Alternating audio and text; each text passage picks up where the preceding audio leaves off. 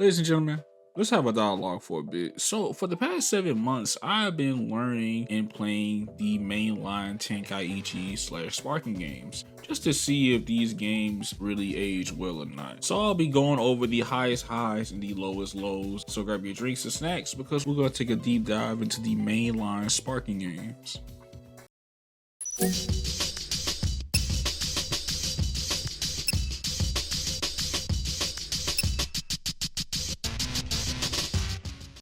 Now, Budokai Tenkaichi was released in 2005 and was published by Atari and Bandai and developed by Spike.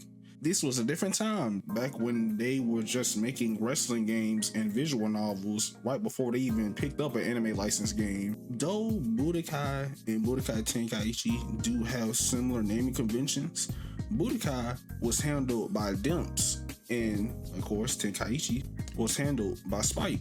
You can definitely notice that these two games play different from one another. You may notice in Budokai, the camera is in a 2D perspective in a 3D environment. Now, when we get to Tenkaichi, oh, we're 3D, baby. The camera is pulled all the way to the back. We're still in the 3D environment, but we can move around in the 360 now. We're doing something different. We're trying to go above and beyond now, which at the time, this was a huge deal. No other Dragon Ball fighting game, or really any anime fighting game at this time, did something like this. You had up to 64 playable characters, both from Dragon Ball Z, the movies of Z, GT, and OG Dragon Ball. This game was practically a Dragon Ball fan's fever dream. The only real question is, did it age well? Now, when it comes to the presentation of Tenkaichi 1, graphically speaking, for a PS2 game that came out in 2005, this game aged somewhat well. I do think the character models and the art style represents Dragon Ball pretty well. The same goes for the environments. There are a lot of iconic stages that you will see throughout this game, even though there were only 10 stages, like the city, the islands, the wastelands, the hyperbolic time chamber, Kami's tower, and hell, even the world tournament. All of it looks good, and hell, they get the job done. And mind you, these environments were destructive. Now, of course, we gotta talk about the opening for Budokai Tenkaichi. Yes, this opening, this opening used to scare me as a kid. Some of these models look kind of weird, especially Goku. Why is his posture looks a little weird? And don't forget about the Goku and Vegeta tips. Now, we can't forget about that. That is a classic. One thing that I will always praise Tenkaichi for is the way the menus are designed.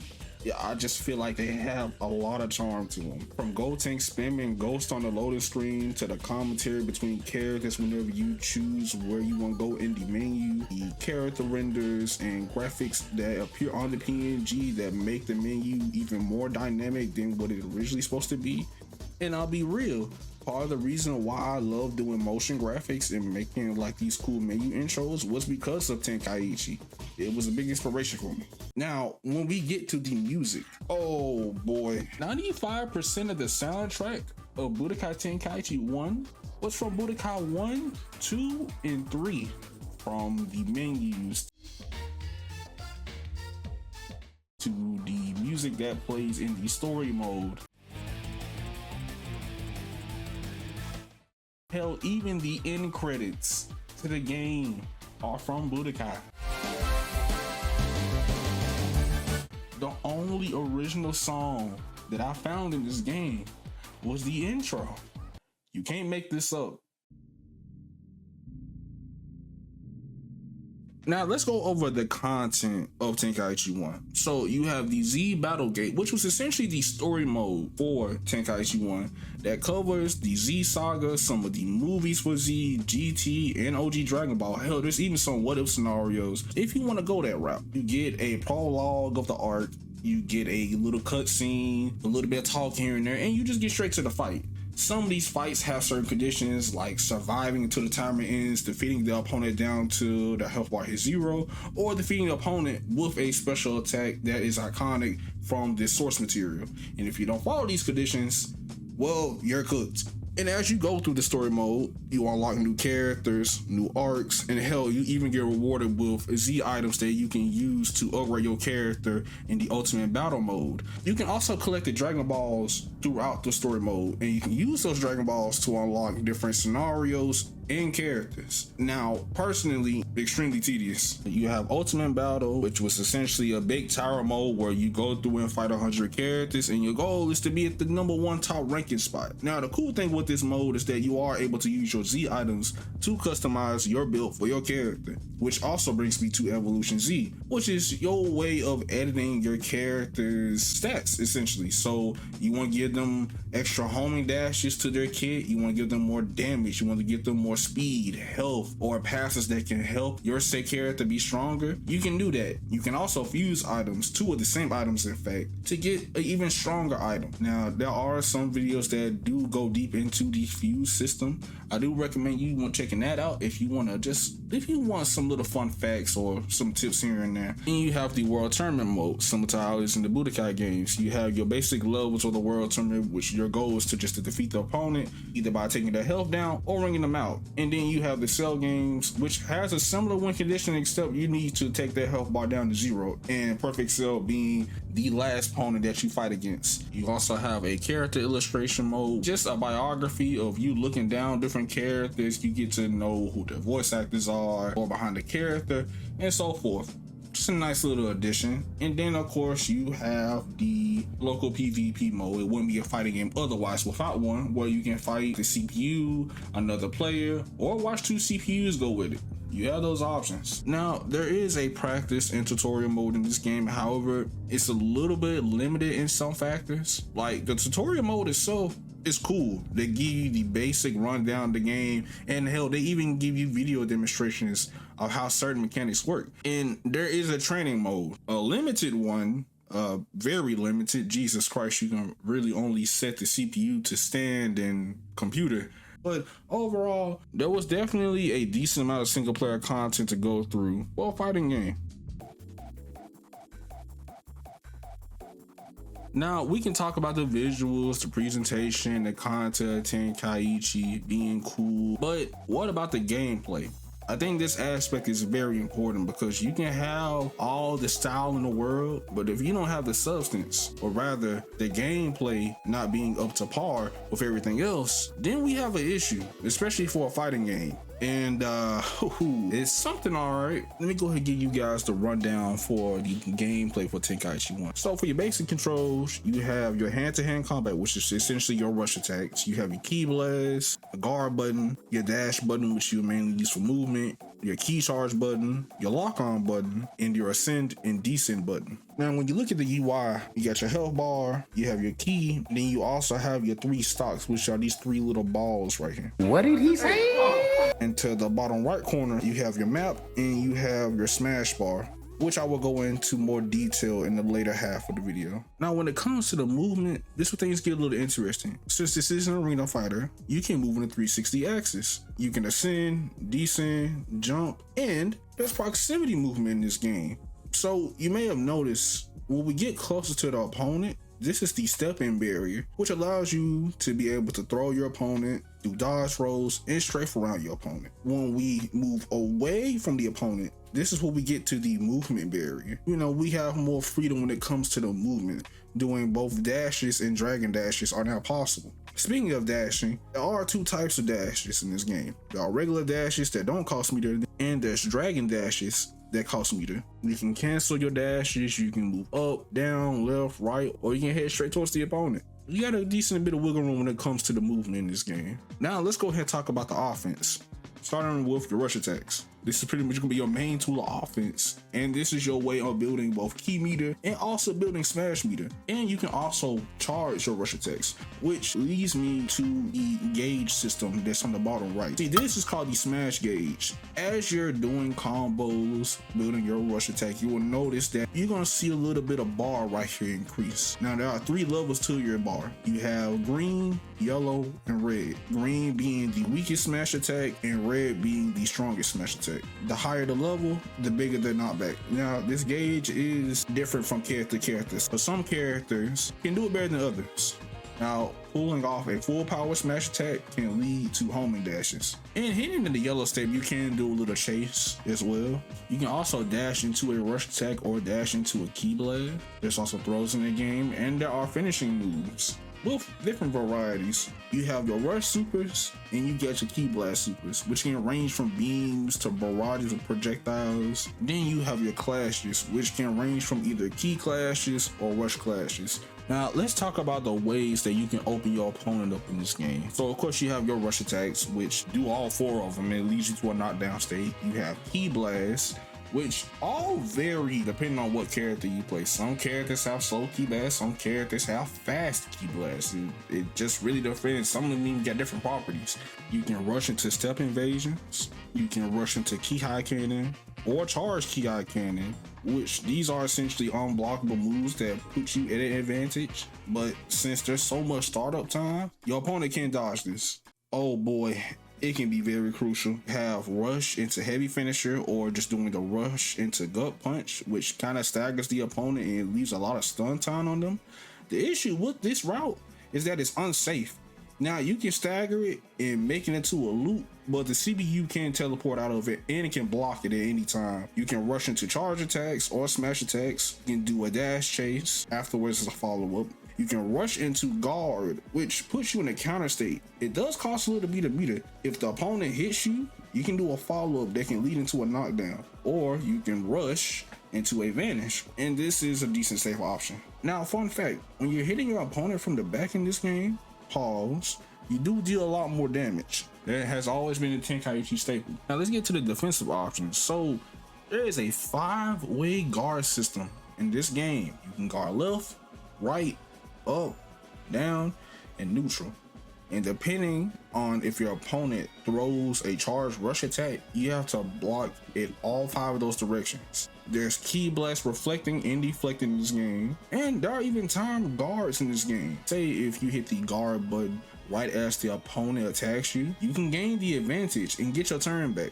There are step invasions, attackable grabs, and there's the vanishing system. Now the timing is a little tricky, but it is possible. And there are surprisingly a different amount of knockdown states. After getting knocked down, you can hold back to recover. Hell, getting hit with charged rush attacks, you would have to hit a list of commands, and if you hit those button prompts properly, you can recover and even do a follow right after. And there is some moments where if your ki is down to 0 and you get hit with any attack while you're guarding, you're gonna be at a stagger state, or we'll just call it burnout, when you have to mash your buttons out. Next, let's talk about passives, starting with max power. It may cost 1 stock, or in this case, this game calls it favorite stock. When you charge your ki to the blue, you will gain max power and you get a decent amount of benefits. You can do hyper smashes, which are essentially unblockable.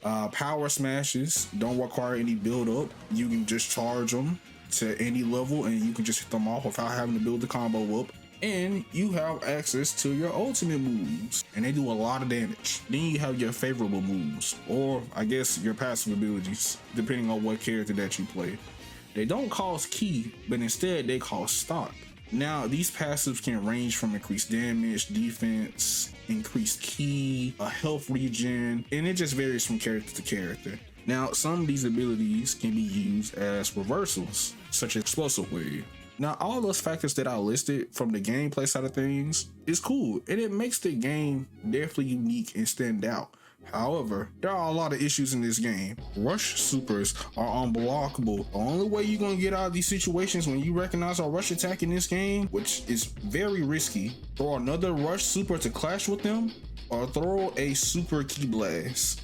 Those are the only options you have, and I genuinely wish you the best of luck. The majority of your routes in this game aren't real.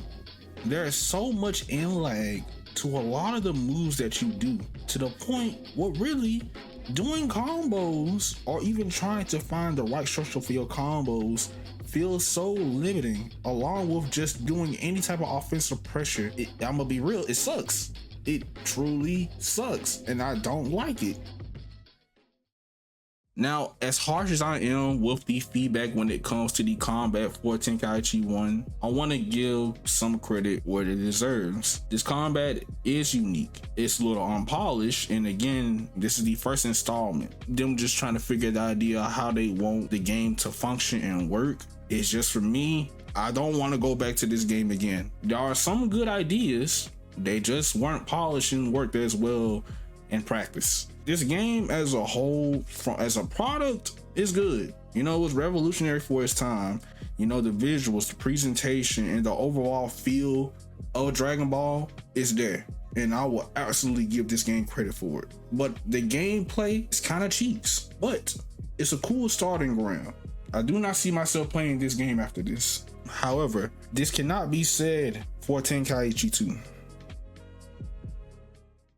Budokai Tenkaichi 2 was released 1 year after Tenkaichi 1, and this time around, Tenkaichi 2 was released on both the PS2 and Wii, which was a really solid move because now fans have 2 options to play the game. So what did Tenkaichi 2 provide as a sequel? A lot. My goodness, where do I start? The roster is twice as big as BT1, adding up to 129 characters. We get even more additional characters from the movies. Oh my gosh, is that Turles? And for all the Frieza Soldier fans out there, guess what? You can play as Kui. Also, the Wii version had additional characters, and we have 6 new additional stages. Well, technically 7 if you count the Wii version. We can run it up at Kami's house, ruin the Earth. Motherfucker, you will go ahead and run it up in ruined Planet Namek. You finally met your match! You can now customize what outfit you want mid-match now too as well. We can also do in-game transformations and fusions now. Oh my. We also have team battles in a switch system. But the most noticeable change of them all, no, we're not going to talk about you. We're saving you for another segue. It's the gameplay. Nah, I'm joking. The gameplay is actually pretty good.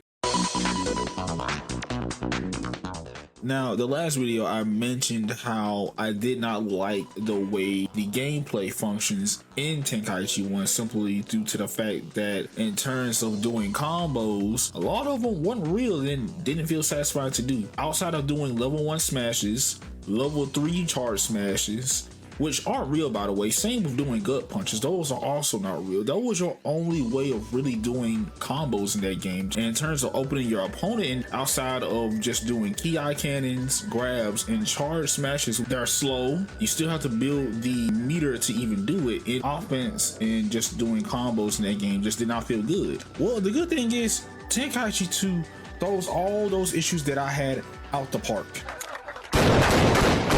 For the most part, in terms of the characters' moveset, a lot of characters in Tenkaichi 1 play the same.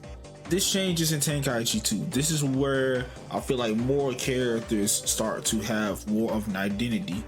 Starting with one of the biggest changes in this game, Tenkaichi 2 reworked a lot of characters' kits in terms of their rush attacks, their smash attacks, and how to just open your opponent up in general. Now characters have specific rush attacks, signature techniques, and combo routes in general that are exclusive to their kit. Now you still have heavy finishers and ki cannons. Now you have the introduction of flying kicks, grounded slashes or sweeps, lift strikes, which are essentially launchers, and you also have rolling hammer, which turns the opponent around, causing you to do more damage from the back. And you also have sways. We also get the introduction of step-ins, which are used during the step-in barrier, which has a lot of different applications and uses. Just to give you some examples, step-ins can be used to link 2 sets of rush attacks together. The startup of step-ins also has some invincibility, which negates rush attacks.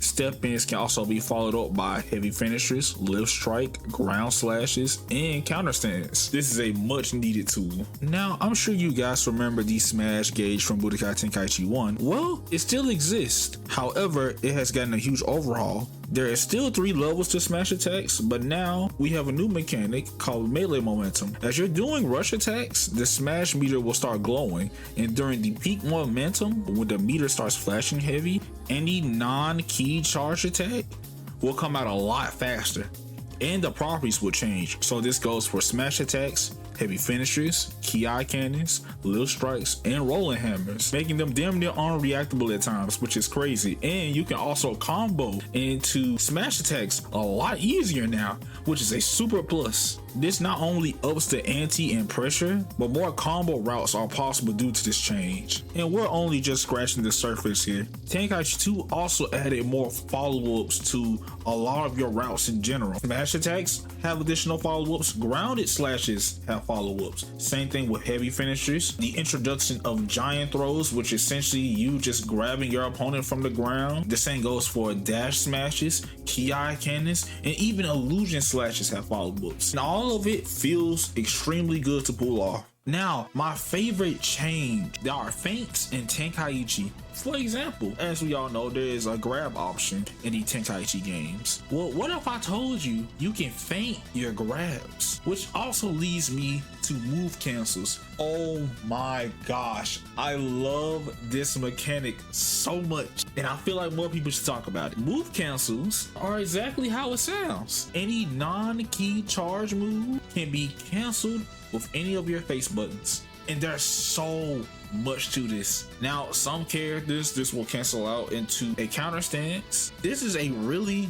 good mix-up option. If you have the right amount of execution, you can even implement this mechanic into your combos. Jager has an excellent video covering move cancels in the high-level nature of Budokai Tenkaichi 2, so I recommend you checking him out if you want more details on this mechanic, because I'm only just scratching the surface. There's also a new defensive option, and that is Power Guard. It can reduce the damage of key supers, and it can allow you to guard against rush supers. Remember how I mentioned how they were unblockable in Tenkaichi 1? Well, they're not unblockable if you throw Power Guard. Now mind you, it does cost key.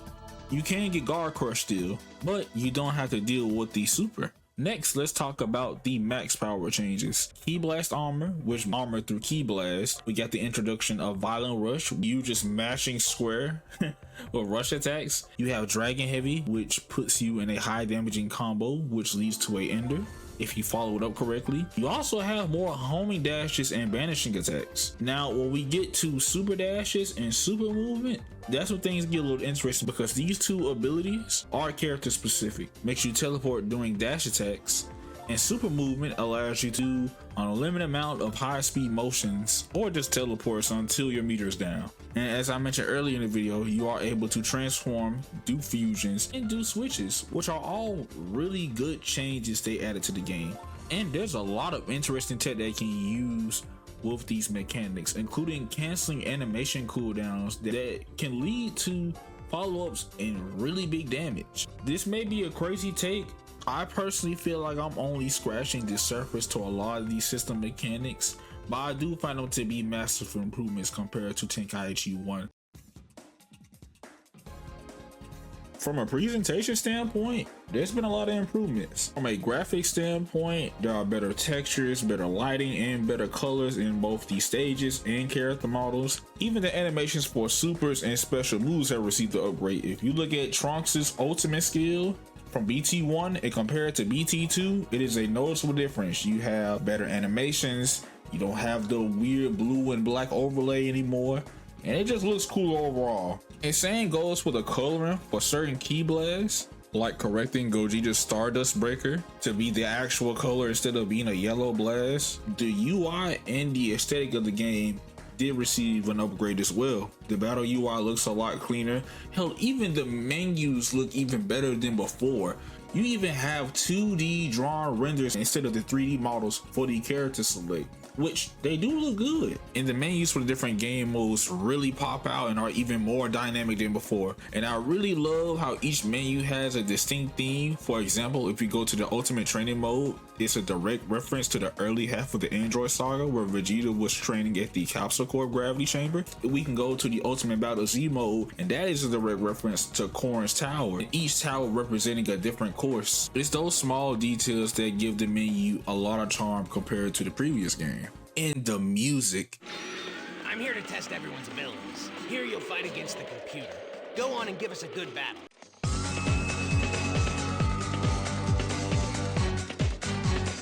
We have an actual original soundtrack that isn't ported from previous games. Takanori Arima, I don't know what you were cooking with back in the day, but whatever you was working on to make this soundtrack, it was OD. Tenkaichi 2's music has a mix of different genres of music. You have your traditional rock-oriented tracks, then you have a little bit of orchestral melodies, you have your upbeat and atmospheric tracks here and there, and then what surprised me with the soundtrack for this game growing up was the amount of electronica and jungle drum and bass that were in some of these songs, and it just really hit my soul.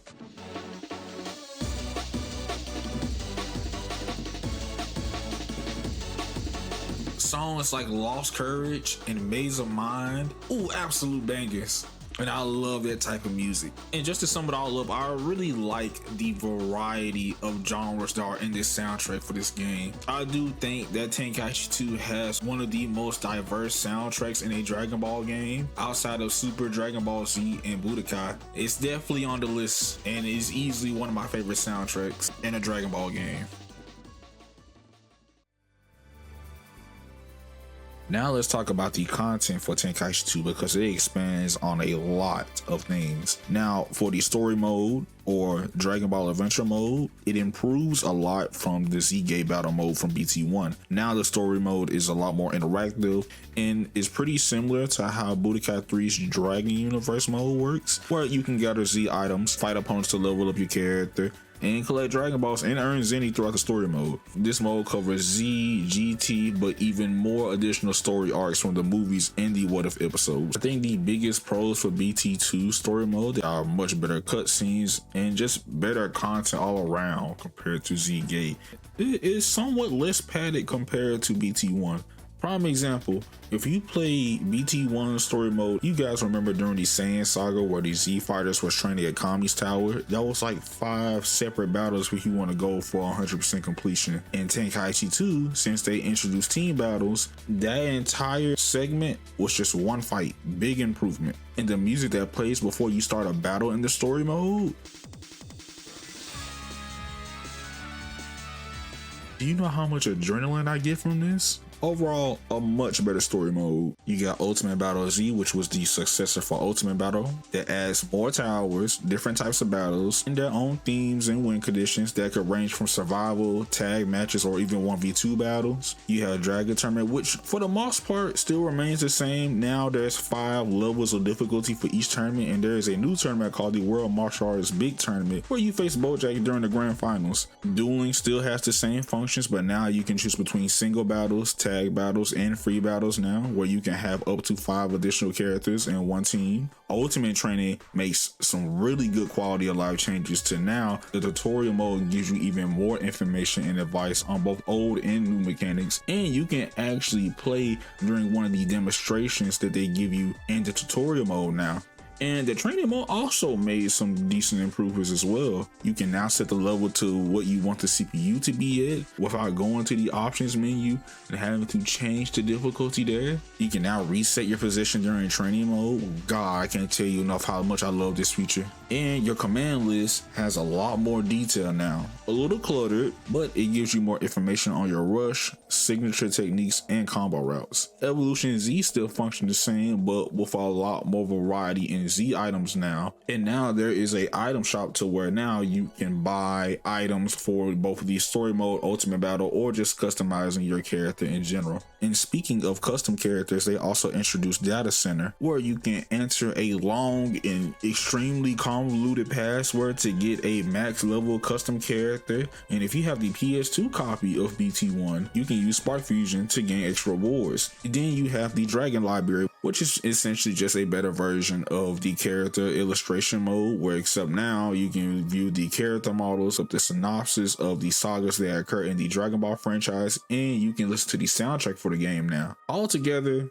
the amount of content of Tenkaichi 2 was a massive leap in quality. It is much more enjoyable.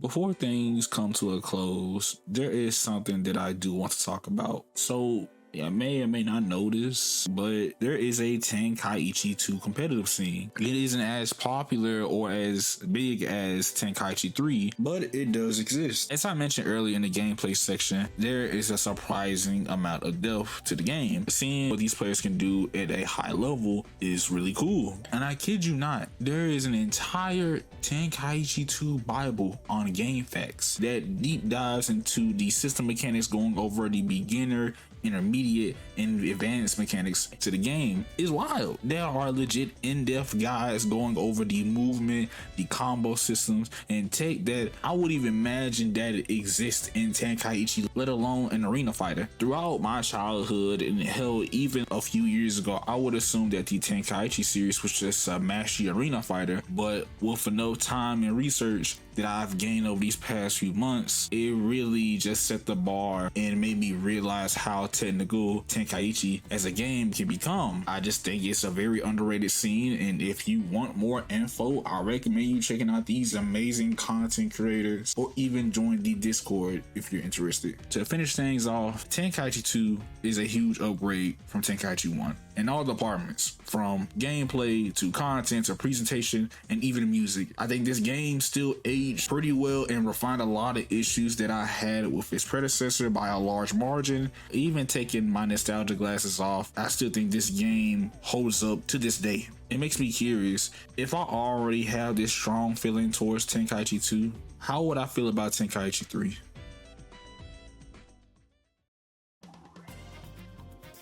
Oh boy, where do I start? A lot of anime fans, a lot of Dragon Ball fans will view this game in particular to be genuinely one of the greatest Dragon Ball games to ever exist. The reception for this game ranges from average to very positive, both from game journalists and fans alike, including myself. The community as a whole put this game at a very high pedestal, hell, even higher than Tenkaichi 2. And growing up, I was always curious, why was that the case? You know, why there was such a huge ratio of people just liking Tenkaichi 3? And it could be a multitude of reasons. It could be the reenactment of classic fights from the source material. It could be the fact that this was a lot of people's first Dragon Ball game. It could be because of the roster, because this was technically, at the time, one of the biggest character rosters in a fighting game. And the fan service was through the roof, showing a lot of representation towards OG Dragon Ball, Z, and GT, and even the movies. It could be the content, or it could just be the presentation of the music. There's a lot of factors that can go into this. As tradition in the Tenkaichi series, Tenkaichi 3, or Sparking Mentor, was released 1 year after Tenkaichi 2 for both the PS2 and the Wii. And oh boy, we got a lot of interesting additions to this game. We got the total of 161 characters in this roster. We got the great ape representation. Yes, we got great apes that were never before seen in the Dragon Ball anime or the manga in general. You guys remember Fasha? I haven't seen that shit before in my life, but I'm not gonna question it. We even got characters that were region locked from BT2. And we got some OG Dragon Ball representation. We got Chi-Chi, we got General Blue, we even got Nam. I love some Nam. We got one additional GT character, and we got some additional characters from Z, such as Future Gohan. Yes, non-canon Gohan, because this one for some reason still has 2 arms. We got King Vegeta, and again, we got Father, which is Fasha. I'm gonna continue to slander her. Hell, you even got Ariel from the Dr. Slump series. Will you technically count her as a guest character? I mean, she started out in Dr. Slump, but she was also in OG Dragon Ball during the Red Ribbon Army saga, so I digress. We even got the introduction of multiple Gokus and Vegetas and Piccolos from different eras. We got early Goku. We even got mid Goku. And they all have their different movesets, specials, and transformations. We even got new stages, and primarily from OG Dragon Ball, like the Musa Tower, Mount Pazu, and we got the introduction of Night Sages. At night. Specifically, certain characters, obviously Saiyans, can transform to great apes. This is also the sequel that introduces battle replays. And guess what? We got the first introduction of online play.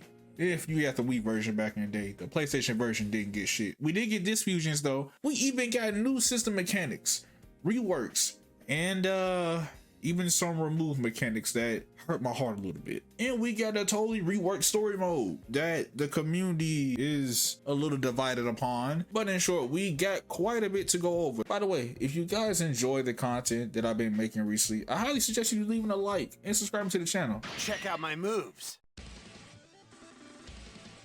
Alrighty, if we're gonna talk about the gameplay of Tenkaichi 3, I think we need to address both the new and removed changes, because from a gameplay perspective, these two function a lot more differently than you think. You see, Tenkaichi has always been a game that pushes movement, mixing up your opponent, and just hitting your opponent from the back for high damage. Yes, that sounds crazy, but I mean, that's literally the get-go for this game. Now, when I cover Tenkaichi 2, I always look at the game as, at least from a gameplay standpoint, a very offensive aggression and mix-up heavy game. You have a lot of feint cancels, you have the introduction of move cancels, and you have melee momentum in the game. Now, I'll admit, as much as I really love the offense and the gameplay for Tenkaichi 2, this game was also very volatile and very explosive for a lot of various reasons. You see, rush supers in Tenkaichi 2 were unblockable, and the only way you were able to block those set attacks is through using power guard. Infinites were also a thing in this game. Now, one infinite that I didn't really cover too much in Tenkaichi 2 were the ground pound infinites, where pretty much if you're at a grounded state, if you throw any type of rush attack, you will be at an air state. Throw a certain amount of rush attacks and then descend cancel right at a specific time, and pretty much rinse and repeat that over and over. And if you do it from the back, they can't do anything about it. And the problem with that was, in order for you to do a super counter in Tenkaichi 2, it has to be in front of you, not behind you. So if you were to get hit from the back, you would just have to hold it. That combined with also having to block in 5 different directions. Yeah, that's a lot. And if you take all these factors in consideration, Tenkaichi 2 was definitely a hard game to adapt to. Now, when we go to Tenkaichi 3, some things are still for the most part the same. It's still a mix-up heavy game. However, offense has been toned down a bit and adjusted in some areas, while introducing both new defensive options and refine some of the movement mechanics in the game. Now let's talk about things that either have been removed or changed. Guarding either left or right has been removed, so it's just up, neutral, and down to guard. Power guarding has been removed. Move cancels and feints have been removed. Oh my god, I'm trying not to cry. The smash meter in the map gauge has also been removed. Rush supers, or any super that revolves any type of physical contact, is no longer unblockable. Oh, thank god. And step-ins are no longer invincible towards grabs. And infinites are a lot less common in the game, so some of the infinites that are in BT2 are no longer in BT3. Now, despite all of those removed changes, there's still some good additions to this game. We have blast combos, which are essentially just blast follows that you can do during sparking. We got the introduction of Rush Key Wave and its follow-ups. Rolling Hammer still function the same and it's still exclusive to certain characters, but now you can tie rush-ins into Rolling Hammers, so that's a plus. We also got perfect smashes. We also got the introduction of technically auto combos called rush finish, when you pretty much just mash the square button. Movement in general just feels a lot more responsive and smoother to operate, and it just feels super good to use. Dash cancels, instant homing dashes, and even flanking in general just feels a lot more responsive. Hyperspeed movement feels a lot better to use, plus now you can use it while you're dashing. This is also the introduction of Z Burst Dash, which is pretty much a new homing dash that allows you to get behind your opponent faster. Z searches and lock on just feels a lot more responsive now. And in terms of defense,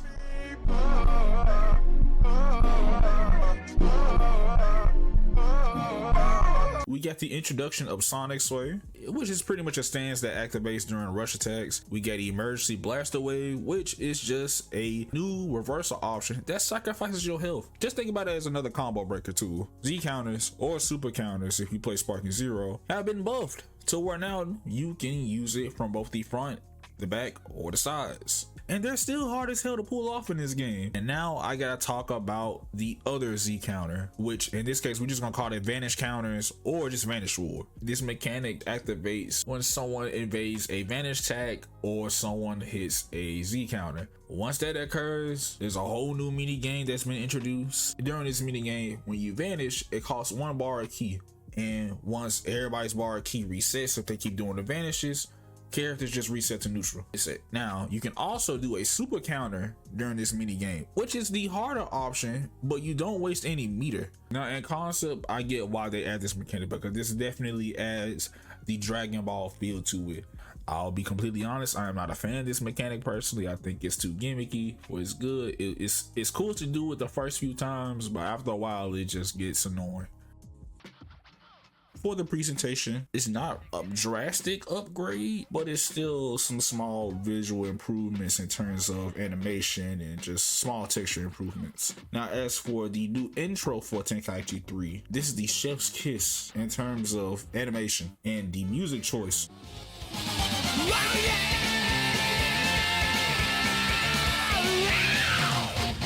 Super Survivor, one of my favorite openings in the Dragon Ball game. Now, as for the UI and the aesthetic of the game, it's still about the same for the most part, especially when it comes down to the fan service, the atmosphere, and the aesthetic of the game. I feel that the same amount of charm and fan service they put into Tenkaichi 2, they put into 3. The menus still pop out, and they still have different themes and references from certain events in the series. And as for the music,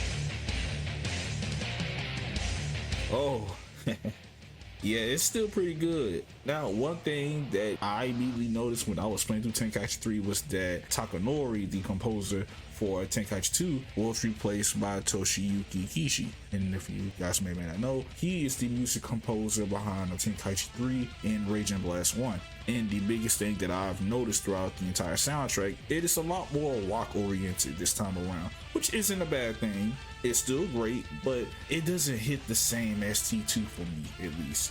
Still great, and trust me, there are definitely some memorable songs like The Mentor, Power Scale, Dynamic Battle, and especially Evolution.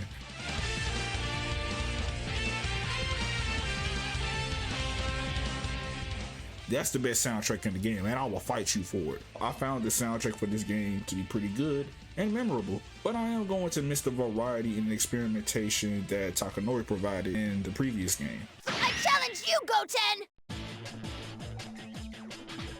Next, let's go over the content of Tenkaichi 3, starting with Dragon History Mode. The mode that people tend to have a weird love or hate relationship with. As per installment, you know we get the sagas from both Z, GT, the movies, the What If sagas, and we got some love from OG Dragon Ball, some more arcs that they cover, which I do appreciate as an OG Dragon Ball fan. And the best way I can describe the story mode for BT3 is that they were a lot more ambitious with this one. So they essentially added more cutscenes and storytelling that plays throughout the beginning, middle, and the end of fights now. You will actually see characters banter with one another in between fights. Now there are certain interactions in the fights where you're able to hit the R3 button, which can lead to different things within certain fights within the story. So this can lead to swapping the character, a beam clash, a rush clash, or even like a one-hit kill in some cases, or like a special cutscene will occur. You are essentially recreating events from the manga and anime almost one-to-one. I love that aspect very much. I think it was cool when they do it. Hell, even like, let's say for example in the Saiyan saga, the fight against Nappa where Tien, Chaozu, and most of the Z fighters were struggling to fight against that character, they actually emphasized that by you doing very little damage to the character. In practice, it can be a little annoying at times, but like, yeah, there will be fights where you actually have to lose, and some of those fights will actually feel impossible to go through. All of these really emulate the feel of a lot of these iconic Dragon Ball fights. Now, I'll admit this story mode does have some flaws, and some people may nitpick, and some may even say this story mode kind of sucks in some ways. There are some small to major fights that were cut off in BT3, like the Gohan and Gotenks fight against Super Buu, 17 versus Piccolo. It doesn't really bother me that much, but it was something that I noticed in the story mode, and I could see why, you know, some people feel a little bit mixed on it. That and the exploration and RPG elements that were in Tenkaichi 2 story mode are no longer a thing in this mode. Next, let's talk about Ultimate Battle, which, in my opinion at least, I think this is the best one in the series, and I'm gonna tell you why. Let's start with Sim Dragon. Personally, I think this mode is very underrated, and not a lot of people talk about it, but this is essentially just a battle simulator where your goal is to get as many points as possible within 7 battles, and during those 7 battles, you got 10 days to train until the next match. Essentially, think of it as a roguelike, if you will. You have these different options to where you can either train, go exploring, and just build your character up each day for the next fight to come. And you can essentially choose how you want to go about your day. For example, training can increase your attack or your defense, and there may be a chance where it actually shoots you in the foot and you don't get anything. It's kind of weird. There's a little bit of RNG into it. Now, in terms of exploring, you get some options there. You know, there's some mini games that you can play to increase your stats. There's points that you can spend for possibly getting fortune telling, predicting what could happen the next day if you do this set task. Or say you just want to chill out and rest up on your health, you can take a sensu bean. However, when you do rest, you do lose some of your stats, not all but some. But I think this is a cool mode. I had a lot more fun in this mode than I intended. I kind of wish they'd bring it back in the newer games. Next we got mission 100, which is exactly how it sounds. You got over 100 battles that you can go through that have their own themes and conditions. Think about it like the tower system back in BT2. They're not courses anymore. It's not like stage 1, stage 2, stage 3, stage 4, stage 5. It's just you go to mission 1, you beat this task, boom, it's done. And there is a survival mode, which I mean is exactly how it sounds. You just go through a gauntlet of fighters until a set amount are defeated. Simple as that. And if you had the PS2 version of BT3, y'all get to use this fusions, which is you boot up Budokai Tenkaichi 1 or Tenkaichi 2. You get the older modes back. The Dragon Course back in BT2 or the 100 Battle Tower Challenge from BT1. You can go through all that. So technically speaking, if you had the PS2 version of BT3 along with the BT1 and BT2 discs, you will have a lot of content to go through. Something that the PS2 doesn't have, but the Wii does, is net play. In this case, just Dragon Net Battle, which is the online portion of Tenkaichi 3. And you had different modes that you could go through, either do custom battles, normal battles, which was just single battles. You can match up with friends, or you can do rank matches. Of course, playing online isn't really possible anymore because they shut down the servers for net play on the Wii years ago. Nowadays, if you want to play BT3 online, you would just either have to have a PC and just use the Dolphin emulator. Next up, we got Dragon World Tour, which makes a return, except now we have... Wait, why are the tournaments locked? I promise you, as a kid, I was lost to why you weren't able to play specific tournaments, only to find out for some strange reason in BT3 there's a time cycle for tournaments, and only certain tournaments were playable at certain times of the day. And I remember specifically going through my PS2 and just changing the times in order to play specific tournaments, that way I can get the rewards off of, because you couldn't get money if you did the free version, which has all the other tournaments that you can go through. I don't know why they did it, but it's whatever. On the bright side, we did get 2 new tournaments. You get the Otherworld tournament, where you just fight stronger variants of different characters in various stages regardless of their archetype. And you have the Yamcha games, where your character will just be chosen at random and the final fight will just be against Yamcha. I'm cool with these 2 tournaments, but please do not ever bring this time cycle stuff back again. Thank you very much. Dual mode is still the same, except now tag battles have been scrapped for DP battles. No, not those type of DP battles, you weirdo. Destruction points was just a system used to balance team battles. So depending on what character you use or how strong they are, and at least in terms of lore, for example, if I use Majin Vegeta, Gogeta, or Kid Buu, those characters will be considered at the high DP points, while if I use characters like Tapion, Videl, or Nom, they'll be on the low end side of things. Evolution Z still functions the same, except now instead of a level up system, you can now customize your character through the Z point system. The more Z points that you transfer to your character, the more items they're able to equip. Now when we go to ultimate training, which essentially just expands upon BT2's training mode by adding a lot more quality of life features for both the training mode and battle training section. In other words, they give you more tips and tricks to how to play the game from beginner to immediate to advanced. And I always like this aspect for Tenkaichi 3 because they actually teach you how to play the game. They're not going to teach you absolutely everything, but they're going to give you the baseline of how the game works, and I do appreciate that. And also, I can hop in the training mode and the CPU doesn't want to square with me frame 1. Also, the command list is actually organized now. Oh, thank God. This is a great change. And of course, you are able to summon Shenron if you gather all the 7 Dragon Balls. This can either lead to you unlocking a new character, a new stage, or some items. Next, let's look over the data center. Actually, it still functions the same as before, except now we get the replay feature. Last but not least, we got character reference, which, I mean, for some reason it has its own mode instead of just being the library, but I digress. It pretty much functions the same, except you cannot listen to the soundtrack. Or actually, I take that back, you can, you just gotta go through the options menu, but you can hear Chi-Chi commentate about the cast of characters, which can either be sweet and actually pretty wholesome. This is a wonderful man who took Goku in and raised him. I sure would like to have met him. Or just straight up slander. Yamcha, oh, he was a good for nothing to begin with. He was the worst example for Gohan. Well, damn, you didn't have to talk to Yamcha like that. Last but not least, I would like to talk about the competitive scene for Tenkaichi 3. Now, before everyone start yelling at me, yes, I'm aware that this game was made with a casual intent in mind. However, just like any other video game that involves any form of competition or PvP, there's always going to be a scene where players will take this game to a whole nother level. And I'm just going to yap about it for a bit. So, the T3 community primarily use the Wii emulator, or the Dolphin emulator in short, and they specifically use a modified European port of the game, mostly due to better resolutions and textures, better performance and less input delay and errors, and just a better net play experience. They also increased the base speed of the game, that way the game can run at 30 frames per second instead of 25, fixing some of the inconsistencies in the load times for the game. That's for the competitive rules for the game. Most of the time when you see a Tenkaichi 3 tournament, you notice they're always in team battles. Specifically, they do 3v3s. They used to stand the time, and their go-to stage is normally the Cell Game Arena. Now, when it comes to team composition, think of it almost like a tag fighter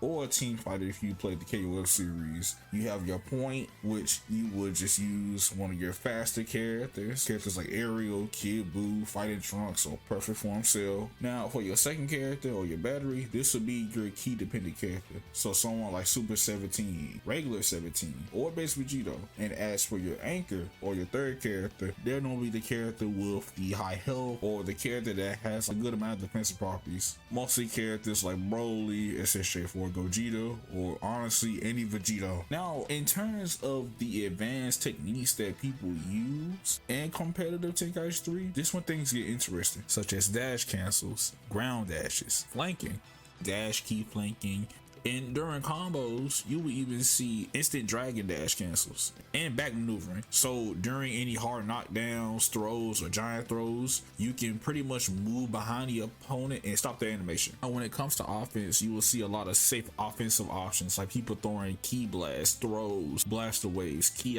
cannons, and flying kicks during their rush techniques. You'll see them use those tools for offense and pressure. Now, there's also safe stepping options like blaster wave and ki cannon, and there's also rush resets. It's pretty much you just delaying your rush attacks long enough to where you can just reset your rush combo. There's also wall combos, aka wall bounces, and negative ones. So there are certain characters that have negative ones for their supers. Now, negative ones are pretty much just combo setups that prevent the player from teleporting or vanishing from a super. It's kind of busted. Characters specifically like Cell and Android 17 have this ability. In terms of defense, you will see a lot of players using Explosive Wave and Android Barrier. It only costs one skill count, is cheap, is pretty good to use. You'll sometimes see them use Wild Sense and After Image, but this is normally like the go-to reversal option a lot of the time. And you will sometimes see people use Emergency Blaster Wave, but a lot of times it's a bit of a risk. And of course, you'll still see people use Vanish and Z counters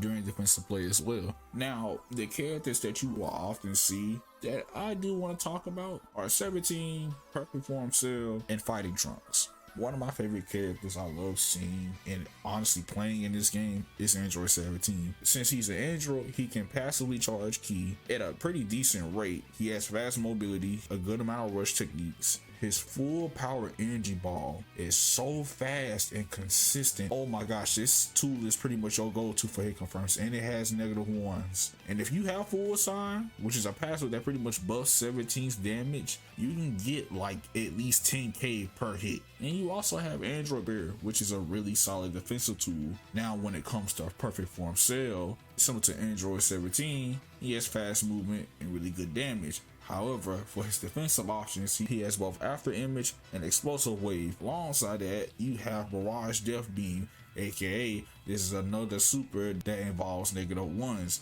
He can use his tool either via combo or a setup, and once you get hit by this, good luck getting out, because it's going to be very difficult for you to vanish out. As for fighting Trunks, see a lot of people use Super Trunks at the start and de-transform, but why is that the case? You see, when you use Super Trunks, he gains 1 extra bar of ki. That's why a lot of times people pick him at the start and de-transform. Now, as for base Trunks as a whole, he has fast melee damage, he has safe rush routes, along with that he has Explosive Wave and Wild Sense, and those factors alone what makes these 3 characters really strong and used often in high level play. And for me at least, I find it pretty interesting to watch. And it's almost, again, similar to Tenkaichi 2, watching competitive scene for these games really open your eyes to stuff that you never would have thought existed. And just to summarize my thoughts, even as an adult, I really enjoy Tenkaichi 3. I don't enjoy it as much as Tenkaichi 2, but I do like the fan service, the big roster, and the added refined mechanics to the game. And just playing and going over this game from both a casual and competitive perspective, it was just a really fun time, man, and I'm glad I got the chance to play this game again. And I also just want to give a shout out to Just Solid, Grandmaster Hawk, Aeronage, Creative Chaos, Paige, and the rest of the BT3 community for helping me out with this project. Had a really good time making this. Alright, let's go back to the past for a bit. Say about March 5th for 2023. This was the day when we got the teaser for the new Budokai Tenkaichi game. This was revealed during the Dragon Ball 2023 Battle Hour. When me and my friends saw this review, we got hit with the meanest stun block. I mean, this is the game that we grew up with as kids. And despite it being such a short teaser trailer, you know, when I looked at this art style, I thought this was like, damn, this reminded me of Fighters or just like the modern era art system works art style that you see in their games. And it may have sounded silly at the time, now that I think about it, but we didn't know who was developing this game, because visually, this did not look like a Spike Chunsoft game. This aesthetic seems more akin to something like a CC2 or Arc System Works. And then as the months went by, turned out, okay, Spike Chunsoft is working on it. Oh dear God! Oh good God! For those who aren't aware about Spike Chunsoft, they are known for making some notable RPGs, visual novels, but they also got some fighting games in their lineup. These 2 games right here, Jump Force and One Punch Man, the game that should never exist, immediately raised the eyebrow for me, because these were the last 2 fighting games that they made, and both of these games are not good arena fighters. These 2 titles in particular pushed a very bad outlook among the arena fighter space. So with that into consideration, I immediately started to become skeptical about the game. Now there was gameplay showcases and news articles discussing the direction that they wanted to go with Sparking Zero, with the new director Tairi Kikuchi, who was also the battle director for J-Star's Victory Versus. He stated that Sparking Zero isn't just a new game, but it is a sequel to the Sparking series, even though the name sounds like a reboot, but they're just scared of the number 4 because it means bad luck in Japan. The goal is to keep the series' core mechanics while adjusting some old mechanics and adding new features to entice players. One of the biggest goals they wanted to improve from BT3 is to push the boundaries of emulating the immersion of Dragon Ball fights the best they can. The game was also designed with the Dragon Ball experience coming first, and the primary focus on the casual experience, rather than the competitive side. However, there are systems like the DP battle that prevents players from using multiple strong characters in a team, like Gogeta Super Saiyan 4 and Kid Buu, for example.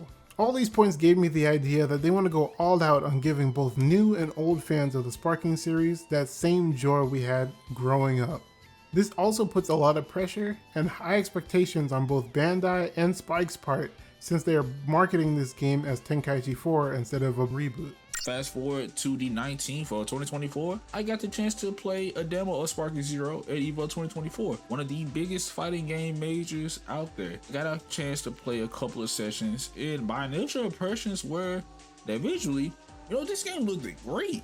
I noticed the combat felt similar to Tenkaichi for the most part, excluding some move properties that changed drastically compared to Tenkaichi 3, but the most noticeable change for me that I noticed was the movement. It felt a lot slower compared to Tenkaichi 3, and that regular dashing just cost meter. This was the new short dash mechanic that they introduced, and it was definitely a change. That and the camera was dog water, but I'll be pretty honest, I did not like what I was playing, but I wanted to just save my opinions and concerns to the game release, because at the time, if you say anything about the game, you were just gonna get slandered or harassed about it, or even considered a hater about it. And I didn't want to deal with that backlash. I just wanted to just save all the opinions and criticisms until the game came out. October 11th, 2024, or October 7th if you were like the many others that either bought the deluxe or ultimate edition of the game. Sparking Zero came out, and the initial impressions for this game were very high. In fact, this was technically the highest Metacritic score out of all the mainline games. It was got over 182 playable characters that come from all eras of Dragon Ball Z, GT, and the movies. And for the first time in the series, we got Dragon Ball Super characters in the series, and it had more playable characters to play compared to Tenkaichi 3, which was 161 characters. So this was the biggest roster in the series. And to answer your question, yes, One Arm Gohan is back. This is what we've been waiting for, ladies and gentlemen. We got new controller types and accessibility options that were designed before new and old players alike. We got new and reworked system mechanics for better or worse. We'll talk about that later. And we got 12 stages. They are really on the bigger scale. Yeah, there are a lot less stages this time around. This game technically has more stages than Tenkaichi 1.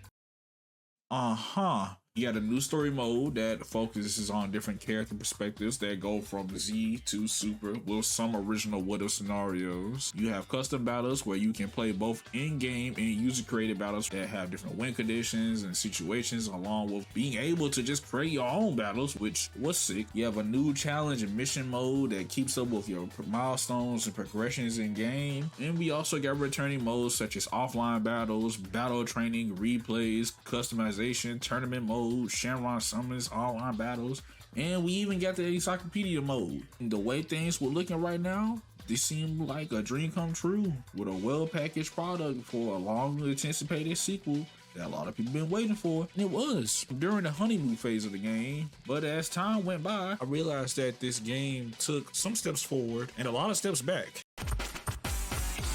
Damn, this game looks pretty. I guess this is just an obvious factor when it comes to the Tenkaichi games. They always nailed the cel-shaded anime art style look, even during the PS2 era, but with Sparking Zero, they just went further beyond. Mind you, they had to build all these assets from the ground up with Unreal Engine 5, and it just nails the art style from 0 to 100. It's almost like they took notes and tried to mimic what Fighters and Kakarot did when it comes to mirroring the anime and manga, and they did it just as good as those games, and it looks amazing. Even just taking that aside, like from the transformations, the impact clashes, performing special moves, and just the level of the structure and detail when it comes to breaking the stage and just throwing out moves in general. It's even just the minuscule details that genuinely stand out with this game. Just to throw an example out there, like whenever a character is charging their ki,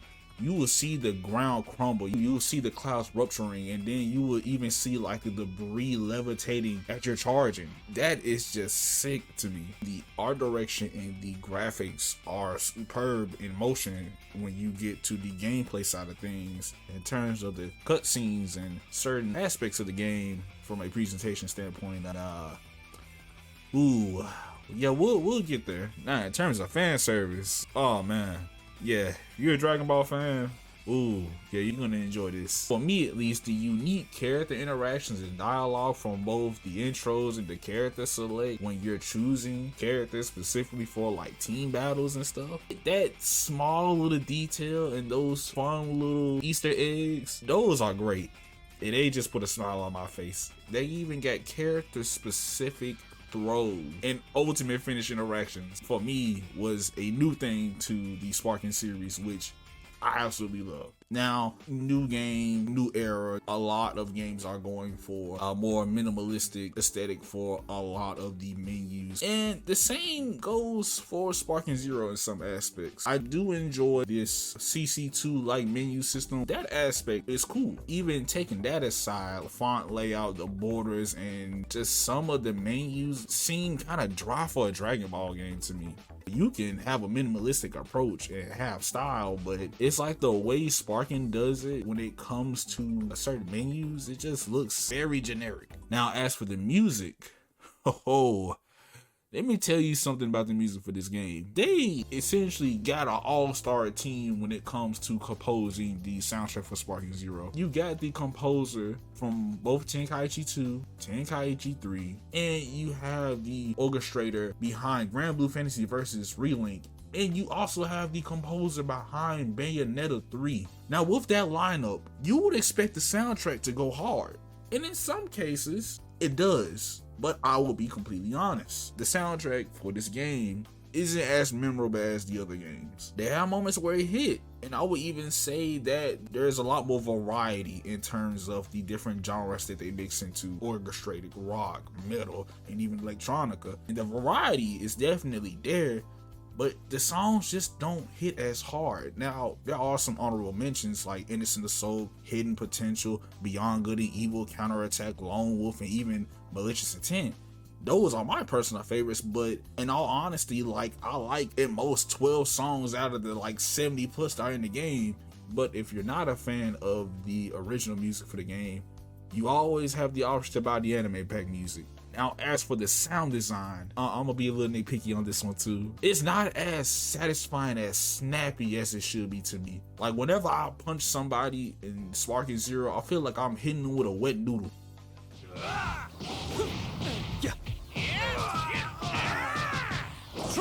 For instance, if I throw a heavy crush in Tenkaichi 3, I'm caving their stomach cavity in. I am breaking the sound barrier as I'm punching them, and that feels good. When I gut punch somebody in Sparking Zero, I feel like it's just a slap on the wrist. The impact isn't the same. Even when it comes to like the beam struggles and just clashes, it just doesn't feel as strong as it should be to me. Like, the impact is just not there.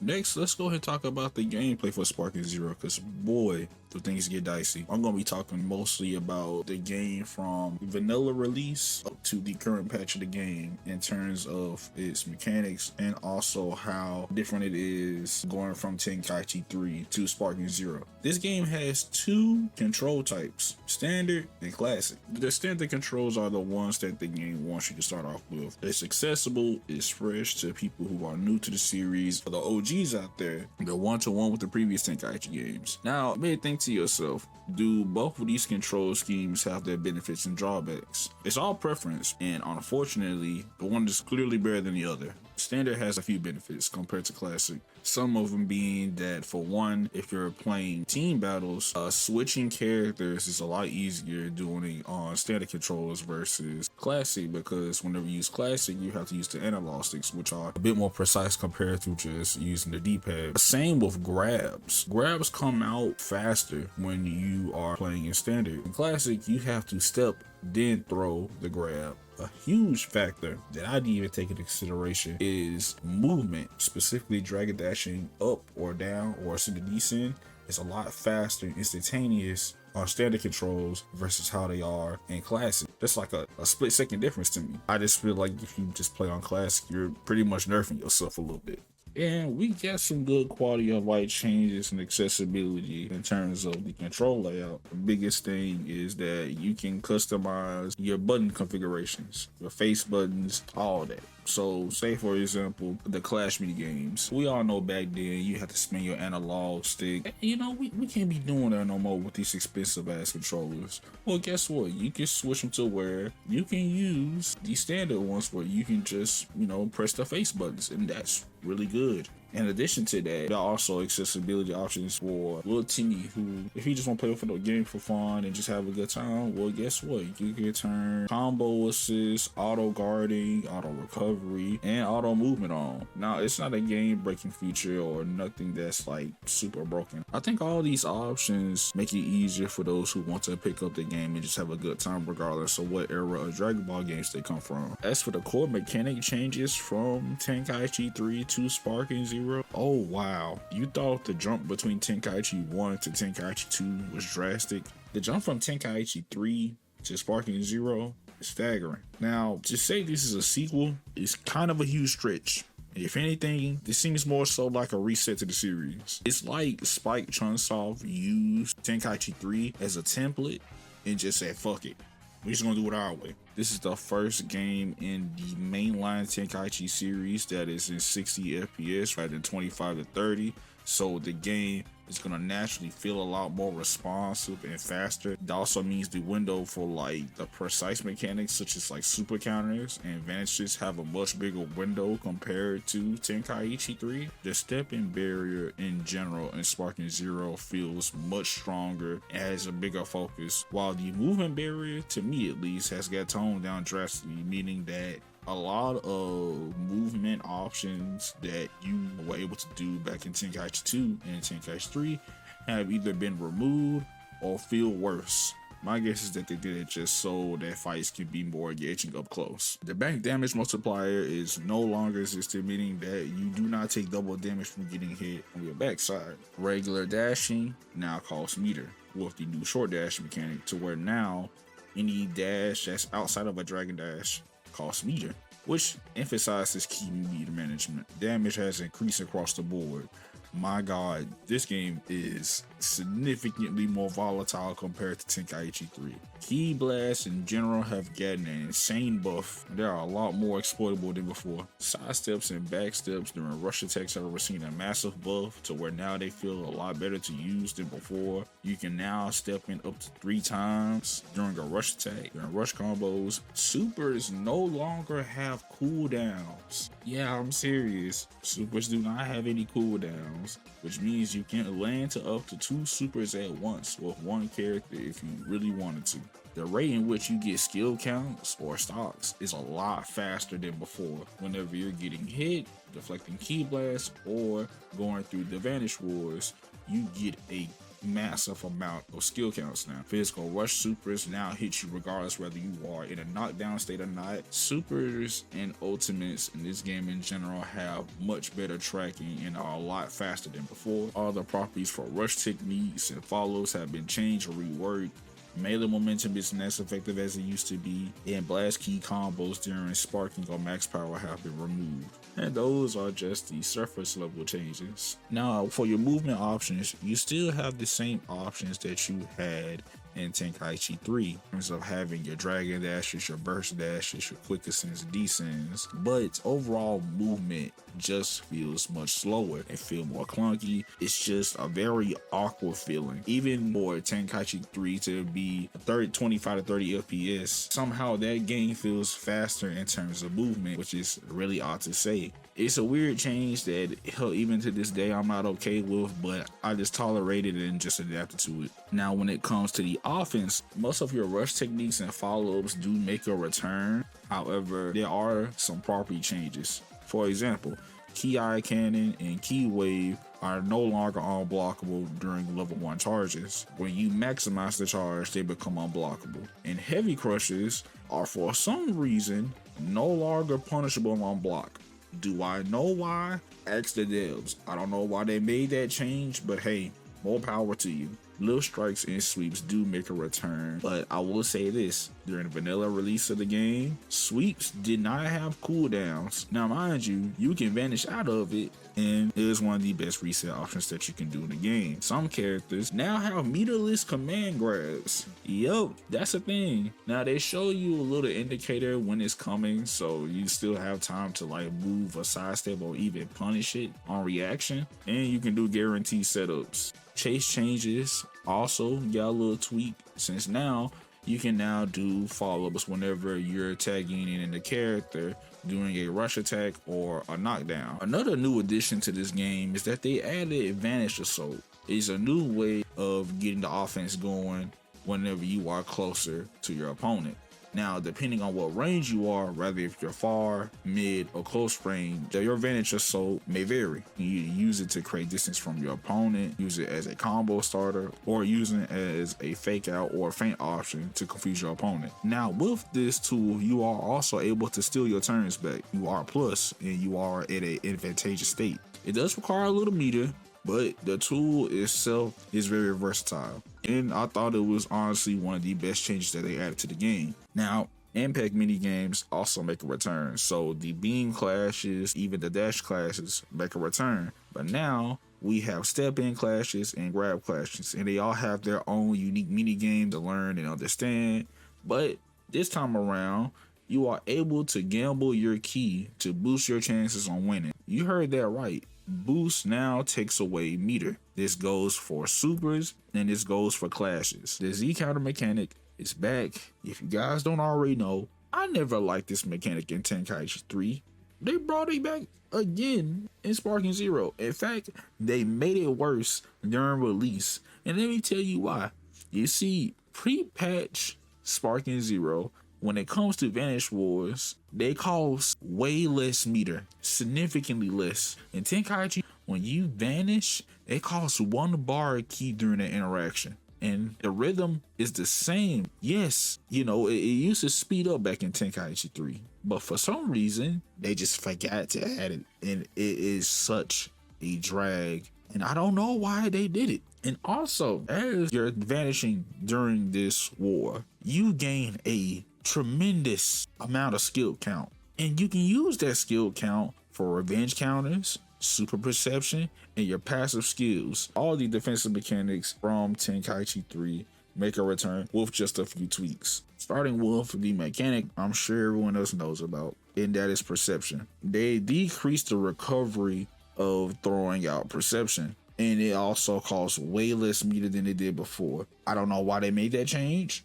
but it gets worse. Now we have super perception, which costs 1 skill count. In other words, if anyone throws a smash attack at you while you're throwing perception, they can just straight up deflect and counter the attack back. You can use super perception for beam deflects and to counter against revenge counters. Now mind you, there's multiple ways of countering perception in general. And trust, they made it easier as time went on, which I will go into more detail later. Doesn't mean it's not a new one to deal with. Then we got revenge counter, but instead of costing health, now it just costs 2 skill counts, which can only be activated when you're getting hit in front of the opponent, not behind. Pre-patch, this tool sucked, and it didn't help that it was the slowest reversal tool compared to every other defensive tool in your arsenal. And for some odd, strange, terrible reason, the tech windows for grabs are so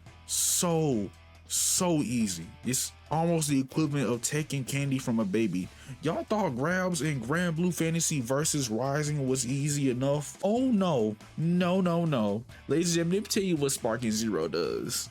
Regardless if you with any buttons, with any super, go into a transformation or passive, regardless of how much in recovery you have to any move that you do, you can tech out of grabs anytime. Who in their right mind thought that was okay? And we still gotta talk about super counter. I always thought that mechanic was cool. It gave you the most reward and it was satisfying to do. They were hard as hell in Tenkaichi 3. In Sparking Zero, they made it a lot easier. Now, when you make super counters more accessible across the board, while also not having cooldowns, which promotes people to mash their super counters when they're not hitting the time correctly, which results in you not being able to hit any confirms or combos off. Hell, even though I get Tenkaichi was never a super combo intensive game, is mostly a game of resets once you get to a certain level, trying to get any string, let alone getting your pressure started, gets invalidated so quick. The last thing I want to talk about is the passive skills. I'm aware that max power, instant max power, explosive wave, wild sense, instant transmission, and many other passives have always been in the game. I have no issue with that. That is perfectly fine. However, the major difference between Tenkaichi 3 and Sparking Zero with their passive skills is that there are certain core passive skills that are really strong that used to have repercussions when you use them. They no longer have those flaws anymore. And you guys already know what I'm going to talk about. That is Instant Spark and that is After Image Strike. What made After Image Strike and Instant Spark so good in Sparking Zero is that key sickness was not a thing. You see, back in Tenkaichi 3, whenever you throw certain passives, they give you debuffs that make either charging your key a lot slower or dashing in general feel worse. That's not a thing in this game. The way characters gain skill counts so fast in this game, you will be seeing that all the time with a lot of characters, and that's what ran the game.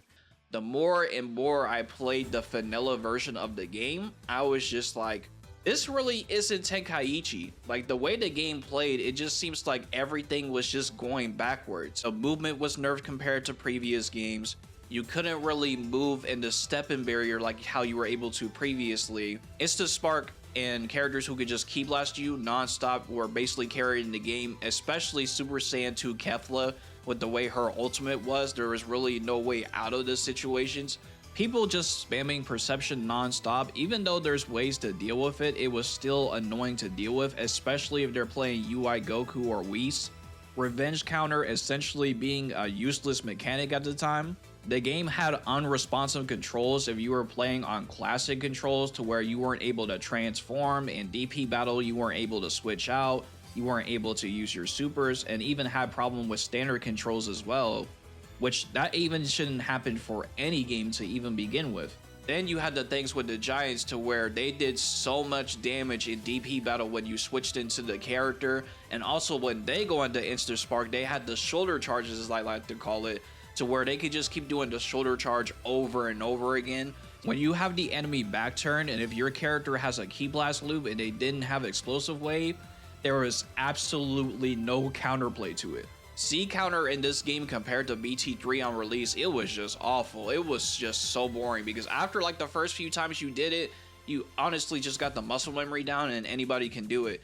And same way with the super counters as well. Anybody can just do it because you could just match the input, and it just made the gameplay overall just like, I'm not really feeling it, honestly.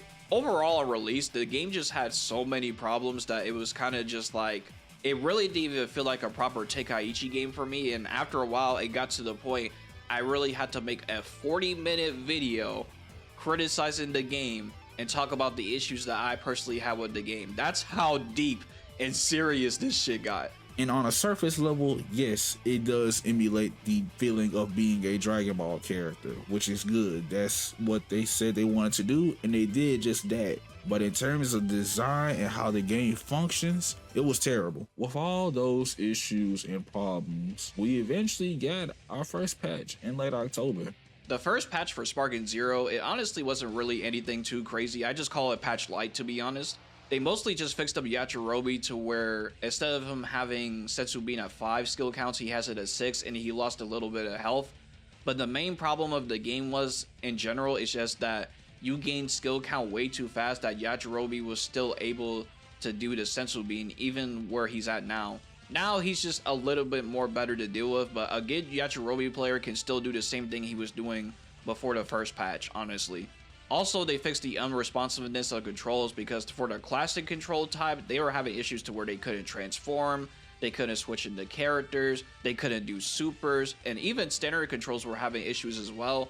And it's just like, bro, just not being able to play the game as you intended because of the game's fault and not because of the player's fault, it already rubbed so many players off the wrong way to where even before the first patch even came out, a lot of people already wanted to stop playing the game by that point. The second patch that released during the third week of December, one of the first major patches that we got for Sparking Zero, and it was a good start. And these changes alone made the game a much more tolerable game to play and improve a lot of aspects that I disliked about Sparking Zero. So for the second patch of Dragon Ball Sparking Zero, this was around the time that I was introduced to R Creeps, and he invited me to join the master document to where other BT2, BT3 and content creators for Dragon Ball Sparking Zero joined together to give a huge feedback form of everything we would love to see changed and send it to the devs, so that way the devs can see what they can actually be changed about the game.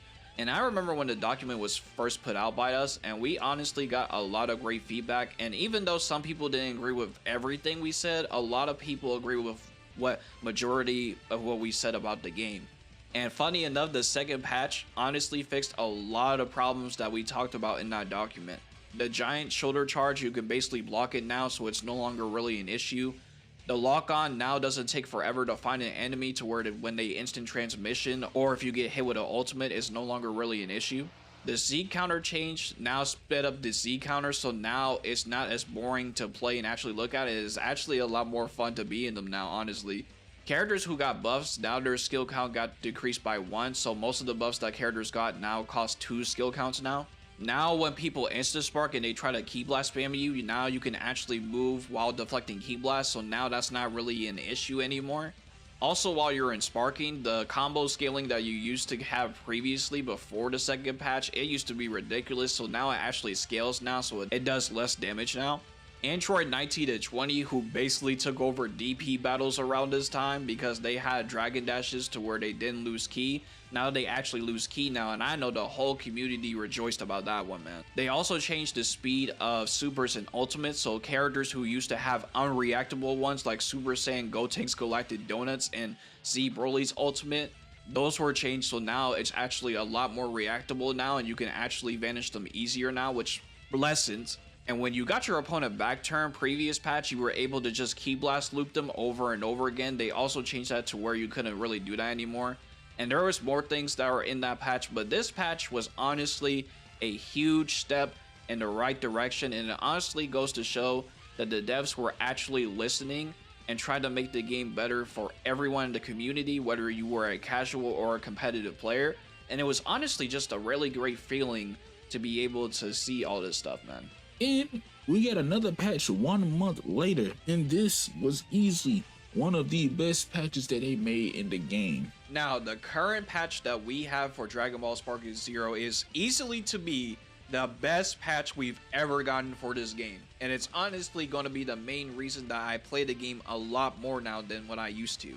Super counter, something I thought they wouldn't change at all. They changed it to where it's like BT3 now, to where if you miss input the super counter, it resets and then you have to time it again. And now people are getting more and more combos now, because before super counter you were just able to match the input. Now you can't really do that as frequently as you used to anymore, and that is overall blessings. They also changed perception too, to where like perception now takes more ki when you're doing it, and if you try to spam it, it has a slight recovery. I do wish they added more recovery to it, but I'm very happy to see that they're actually trying to fix that and change that.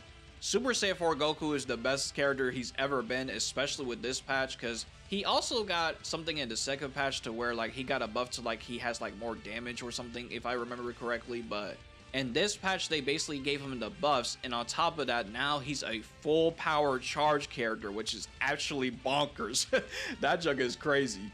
Smash attacks got better in this patch. They finally changed it to where when you switch it to a giant in DP battle, they're no longer doing crazy damage like they used to be able to. Now when you do 5 Russian attacks, you can no longer do a super perception. Thank God, because oh my god, that was annoying.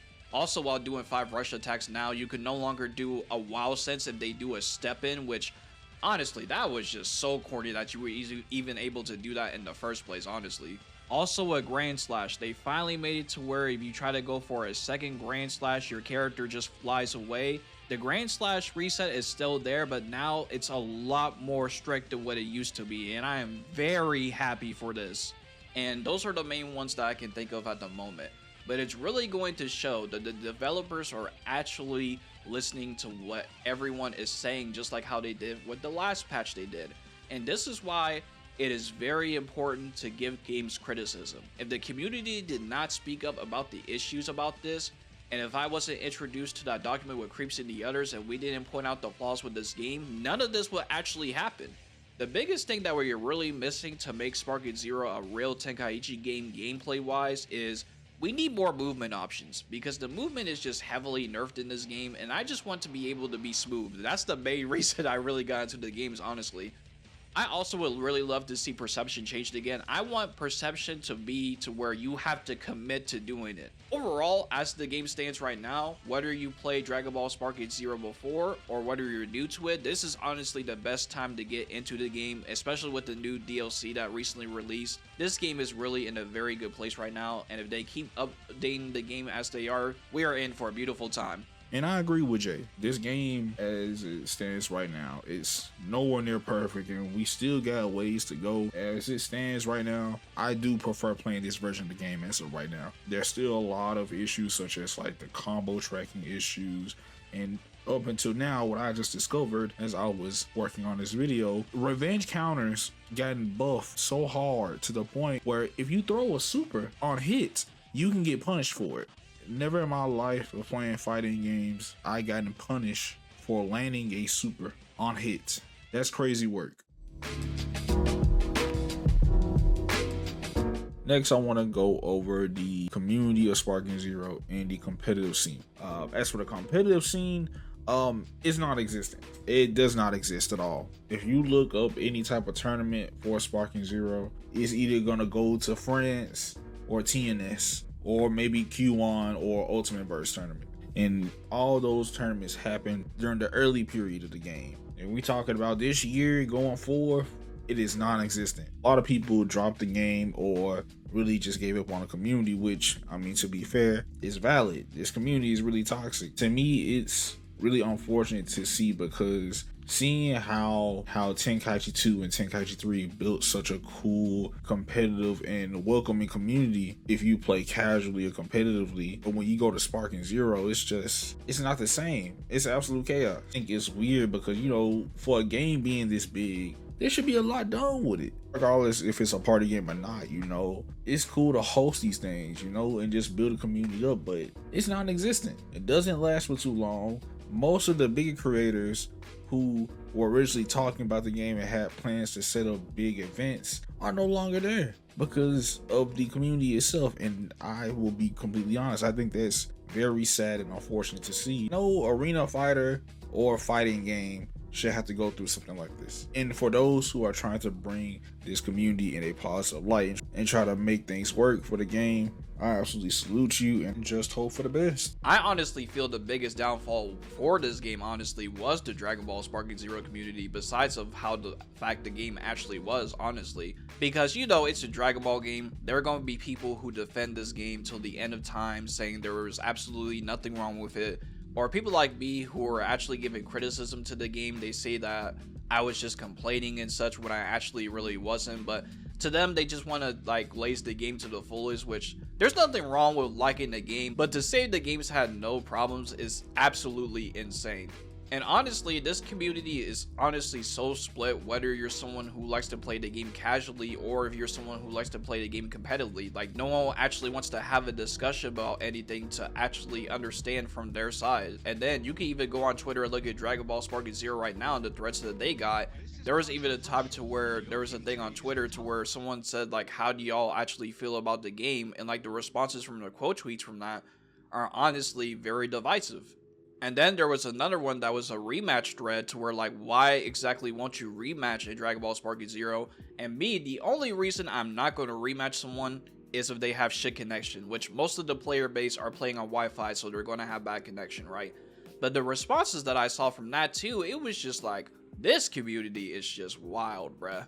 And then everybody has this weird thing of like, this is how you should play the game mentality, which I'm going to be very honest about. You can't really tell someone how to actually play a game. They're going to play the game how they want to play the game. So whether the gameplay is corny, scummy, etc., they're going to play the game how they want to play it. That's just something I learned over the years of playing anime games, honestly. But again, I'm the type of player to adapt and actually learn what they're doing, and then I'm actually like, okay, so I already know how I'm going to deal with this matchup or whatever. But I honestly feel like that, like, there needs to really be a conversation of just like big creators or like creators in the game in general just all like have a discussion with each other about like what we can actually do to make the game better, like have like actual events for the game that get the community hype and stuff like that. Because the main thing I'm just tired of seeing about this game is just like the game is dead, which people don't really understand the wording of dead. When I think of a game is dead, I think of Gears of War Judgment. If you go on that game right now, that game has like 9 to 10 players on the game.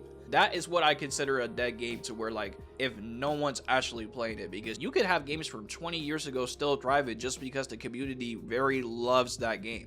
The competitive scene, I don't even want to discuss about this. I still remember, Zenos, when you made that tweet on Twitter, talk about the Tempa Never Sleeps event for the first event for the game. And I think it was Android19 who was doing the quick ascend descend thing because they weren't losing key at the time, and everybody's just like, haha, it's a party game. I'm like, haha, this is not DBFC, so I don't know what y'all expected, blah blah blah blah blah. And it was just like, oh brother. And even with the online qualifiers for Dragon Ball Sparking Zero, it was just, that whole situation was honestly a mess in itself. I felt like with each qualifier that was going on, there was always something going on in the qualifier.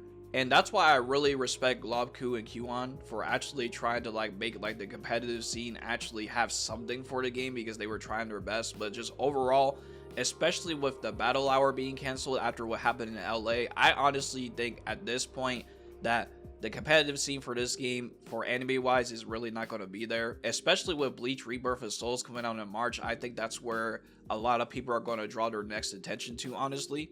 So overall, I think it's really up to the community now to really host competitive events for the game, and that's if the community chooses to do so. And I feel like a lot of people just look at anime games to where they just kind of dismiss it as saying like the games don't have depth, the games don't have this and that. It is just like, if you actually spend time to actually learn how these games actually operate, you will learn that these games actually have more than looks just to it. Because a lot of people still think that anime games are just button mashers, and it's kind of just like, whatever, man. I honestly feel like at this point, whether you're a casual or a competitive player, you should honestly just stick with people who have the same mindset as you and just play games with them or just talk with them on a regular basis. Because with this community in particular, I feel like there's really no point in trying to discuss anything competitive with them. And hell, even talking to BT2 and BT3 veterans, that's why a lot of people that I know don't even want to talk in this community for real. Next, let's go ahead and go over the content of Sparking Zero, starting with the mode that has a lot of mixed emotions. That is the episode mode. The thing that makes the episode mode or the story mode of this game so different from the other Tenkaichi games is that the what if scenarios are incorporated within the canon Dragon Ball storylines, specifically Z and Dragon Ball Super. And yes, you heard that right. Y'all know Z movies, GT, or even OG Dragon Ball story related events that are in the story mode. That could be a bummer for some people, I understand.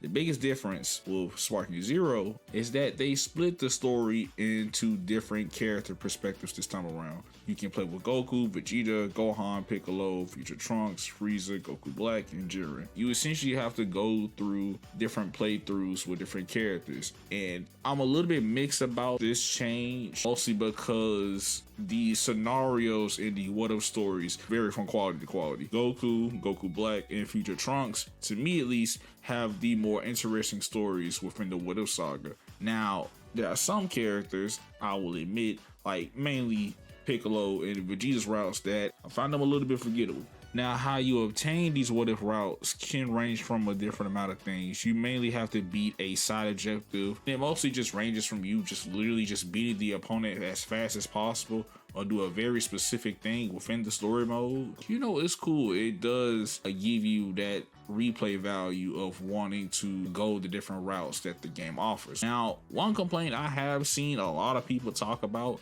Within the story mode is the presentation, since the cutscenes range from dynamic freeze frame pan slideshows or in-game cutscenes that range from either to be fairly decent or just kind of bland. And I'm going to be very frank about the story mode and the presentation for a lot of Tenkaichi games. I think they always been mediocre.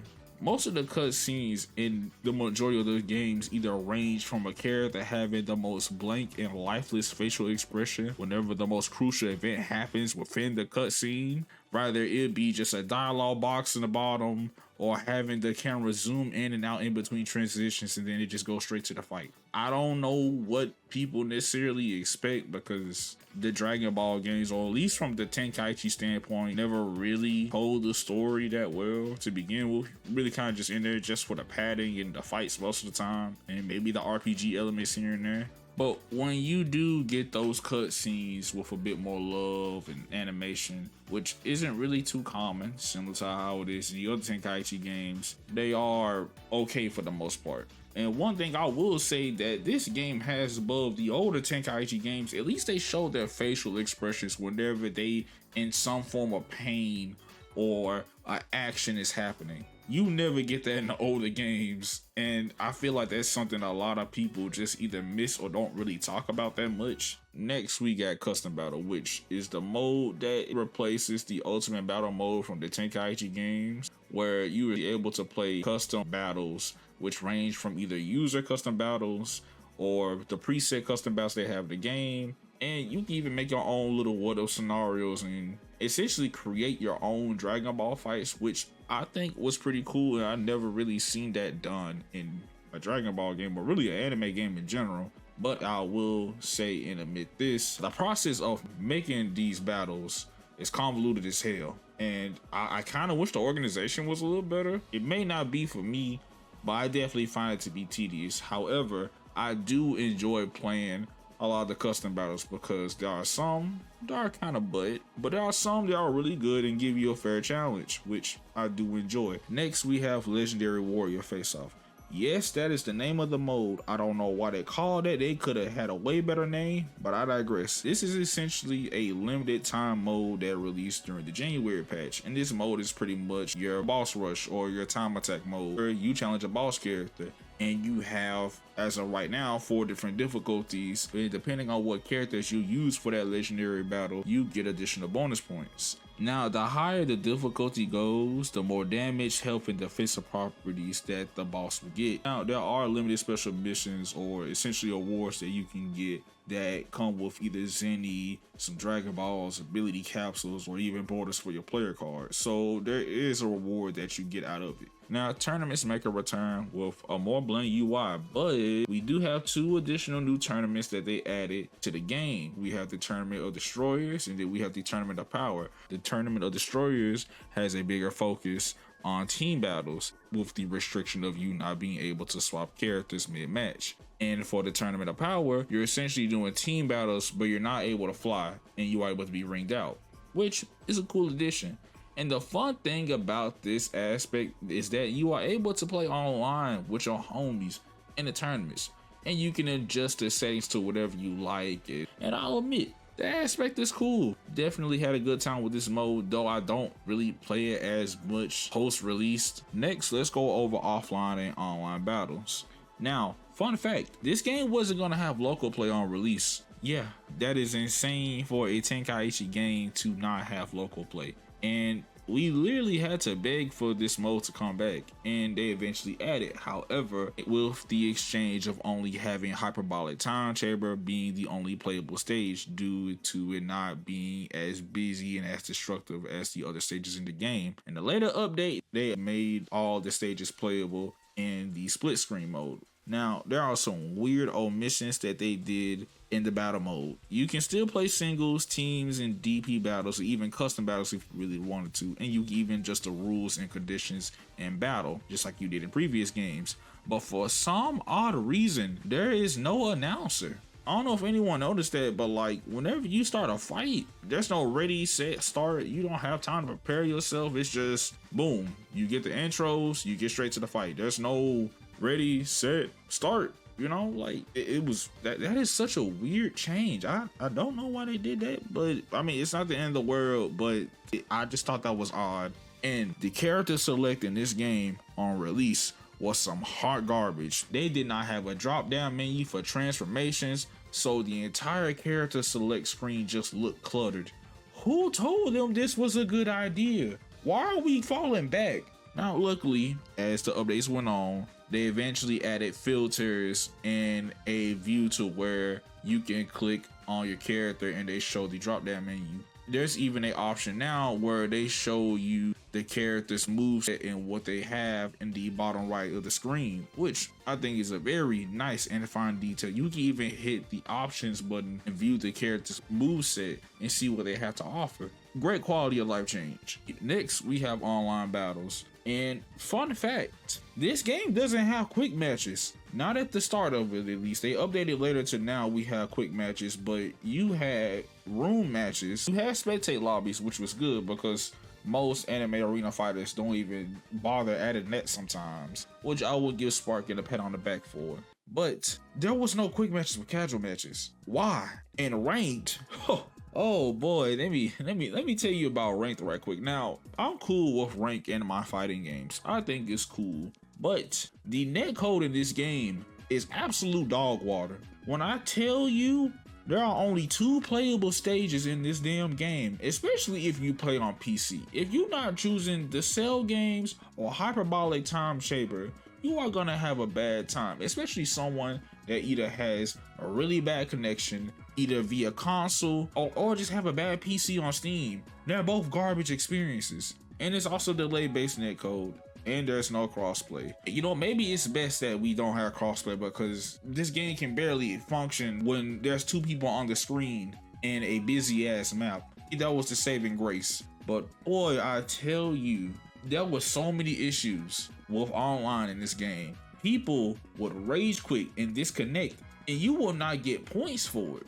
They changed that now with the updates, and thank God they did that, but it made rank so pointless. On top of that, the way the rank system in this game works, it is not rewarding, it is not satisfying. For some reason, rank, even though there are character ranks in this game, the game doesn't go by it. It might as well just not exist, because at the end of the day, people are just gonna look at your overall rank rather than your character rank. I think it's freaking stupid. Why would you have 2 different rank systems? It's all over the place. Now, you do have singles and DP battles to, you know, split the different types of modes you want to go through within the ranking system, but there's overall no satisfaction or reward of playing ranked. It's not even a regression system. If you stay at Z rank for too long and you don't play rank matches, there's no reset. Once you're there, you're there. You got the title, you move on, and this leads to people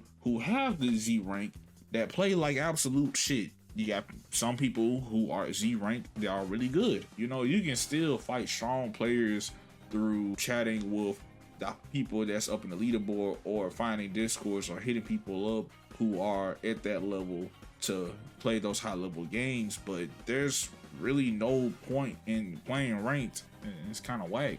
Next, I want to talk about the super training mode that the game offers. And when I tell you, this is probably the biggest aspect that I like about the game the most. This alone is probably the best training mode and tutorial mode that we had in the Sparking series yet. In terms of tutorial, they teach you a good amount of things about the game. Now, at a very base level, of course, but they give you the demonstrations, they give you examples, they even give you tactics how to go through certain matchups, and that is something that I always appreciate about the Tenkaichi series. But with Sparking, they just went further and give you the explanation. They give you the actual demos for most of the basic features of the game and the system mechanics, and that is something that I very appreciate because not a lot of arena fighters, again, have these type of tutorials, and that's something I will always praise the Tenkaichi series for.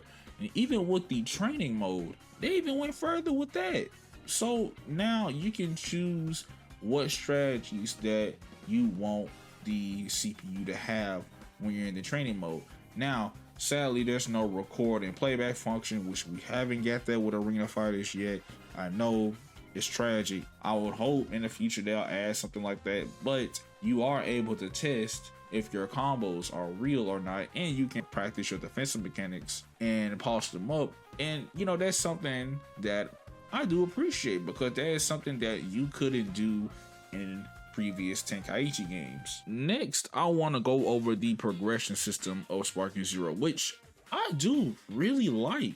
You know, in older Dragon Ball games, you will have to unlock characters through the story mode, which is still a thing in this game, but however, there are multiple ways on unlocking characters.